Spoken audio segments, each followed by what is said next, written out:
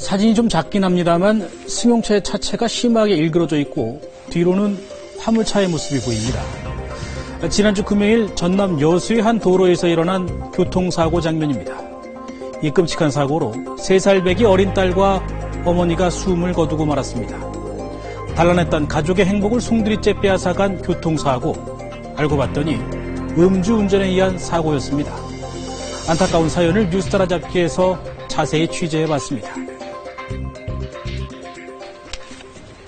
전남 여수의 한 외곽도로입니다. 속도를 내 달리던 차량들이 멀리 터널을 앞두고 조금씩 서행을 하는 모습이 보이는데요. 그때 당시 차들이 다 서행을 하고 있는 상황이었어요. 2km 앞에 그 터널이 있는데 터널에서 교통사고가 좀 있었어요. 그것을 정리하기 위해서 경찰관이 앞에서 서행을 유도하고 하고 있었던 상황이었어요. 4개의 차로 가운데 2개의 차로를 막고 앞서 발생한 교통사고를 정리하던 상황. 그러니까 1차선, 2차선에는 차가 하나도 없었던 거죠. 그러니까 3차선, 4차선에서 차들이 딱 대기하고 있는 거예요. 그런데 바로 이 장면.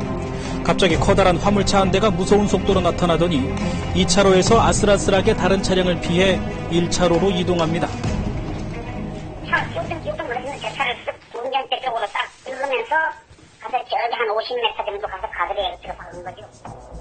위태로운 상황이 벌어졌지만 화물차는 여전히 속도를 줄이지 않습니다. 결국 앞서가던 승용차 한 대를 그대로 들이받는 화물차. 그러고도 90여 미터를 그대로 질주합니다.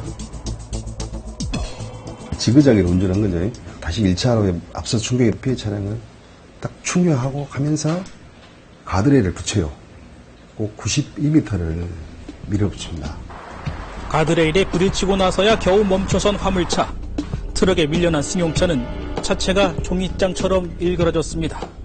현장에 도착했을 때는 그 차량 파손 정도가 심해가지고 뒷좌석 부분이 완전히 압착이 돼 있는 상태였거든요.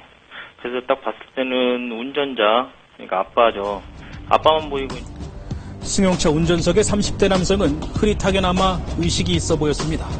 그런데 문제는 뒷좌석에 타고 있던 사람들이었습니다. 3명의 가족 가운데 뒷자리에 타고 있던 엄마와 3살 난 딸. 안타깝게도 이들은 사고 충격으로 현장에서 숨을 거두고 말았습니다. 차량 파손 상태로 봐서는 안전벨트하고 상관없이 사망할 수밖에 없었을 것 같습니다. 바로 네, 현장에서 돌아가십니다. 도로 위에서 뜻하지 않은 참변을 당한 가족. 이들 가족은 이날 전남 여수에 있는 바닷가에 들렀다가 광주에 있는 집으로 돌아가던 길이었습니다. 여수가 아무래도 관광지고 바다도 있고 그래서 집에 있는 이제 부인하고 애기를 데리고 바다에 바다 구경을 시켜주고 여수 이제 출장차 오면서 데리고 왔던 모양입니다. 단란하고 행복했던 가정. 출장길에 3살짜리 아이와 부인을 함께 데리고 와 바다를 보여주려다 생긴 청천벽력 같은 일이었습니다. 홀로 남게 된 아버지가 받은 충격은 말로 표현하기가 어렵습니다. 자기가 출장 오면서 애 엄마하고 아이한테 왔는데 자기 때문에 이제 안 데리고 왔으면 이런 일이 없었을 거 아니냐. 그런 안타까운 죄책감. 그렇다면 세 가족의 행복을 앗아간 교통사고는 대체 어쩌다 일어나게 된 걸까? 브레이크를 밟을 어떤 생각 못했다. 순간 졸았다라고 말을 합니다. 그러다 보니까 제동에 대한 어떤 그 의식적으로 제동이 가능한 상태가 아니었다는 거죠. 브레이크 없이 그냥 90m 쭉. 네. 사고 당시 브레이크를 밟을 생각을 못했다는 화물차 운전자의 말. 알고 보니 이유가 있었습니다. 3번 충격할 때까지 제동을 브레이크를 밟는다든가 그런 게 없었다는 걸 봐갖고는 술로 인해서 어떤 그런 판단력을 못한 것 같습니다.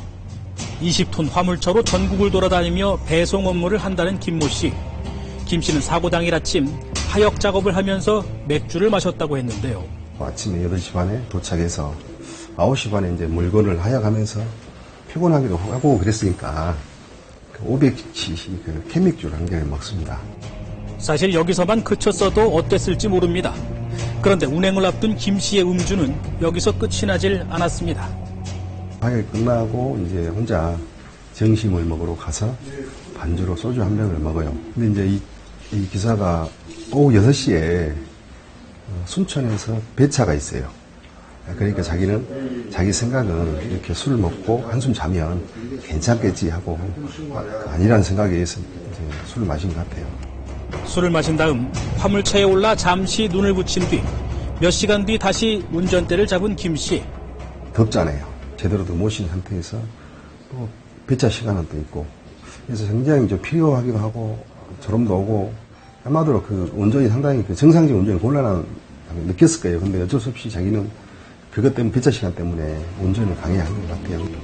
그렇게 무리하게 차를 몰고 도로까지 나온 김 씨는 사고 지점인 해산교차로 부근에 접어들어서는 거의 정신을 차리지 못하는 상태에 이르게 됩니다. 그 사람 운전한 거리가 4.6km예요. 사고 지점까지. 근데 졸았다는 거죠. 상당히 좀 취한 상태였고 정상적인 어떤 자기 의지대로 조향이라든가 제동에 대한 어떤 의식적으로 할 만한 어떤 상황이 아니었다는 거죠. 김 씨의 이날 혈중 알코올 농도는 0.163.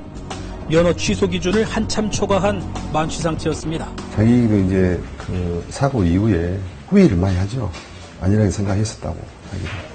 이렇게까지 참혹한 상황이 벌이라고는 자기도 생각을 못했다는 거죠. 우리나라에 적합하도록 좀 처벌 규정을 강화해야 되겠고요. 특히 벌금 같은 경우는 이건 해서는 내가 경제적인 타격을 갖다가 입을 수 있다라는 이런 인식이 완벽하게 바뀔 수 있도록 좀 처벌할 수 있는 벌금 규정을 갖다 상향 조정시키는 것이 좋은 방법이 아닐까 이런 생각이 듭니다. 병원에서 깨어나자마자 아이와 엄마를 찾는 아버지에게 경찰은 한동안 이 사실을 제대로 말하지 못했다고 했습니다. 한 가족의 행복을 빼앗아간 돌이킬 수 없는 음주사고. 경찰은 화물차 운전자 김 씨에 대해 교통사고 처리 특례법 위반 혐의를 적용해 구속영장을 신청하기로 했습니다.